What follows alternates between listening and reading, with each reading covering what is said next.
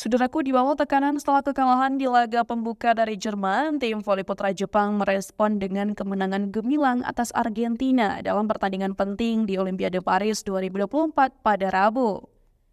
Bertanding di South Paris Arena 1, Jepang menemukan kembali performa terbaik mereka dan mengalahkan meraih medali perunggu Olimpiade Tokyo dengan skor 3-1. Kemenangan ini membawa Jepang naik ke posisi kedua di Pool C dengan 4 poin, hampir memastikan tempat di perempat final. Pemain andalan Jepang Yuji Nishida tampil gemilang dengan mencetak 21 poin, 16 kill, dan 5 ace.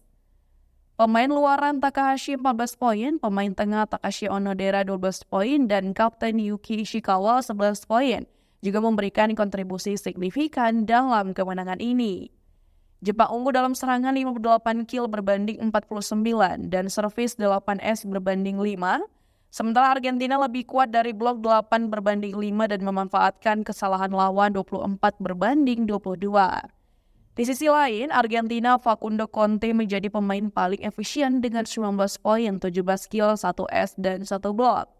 Diikuti oleh Bruno Lima dengan 16 poin, 14 kill, 1 ace, dan 1 blok.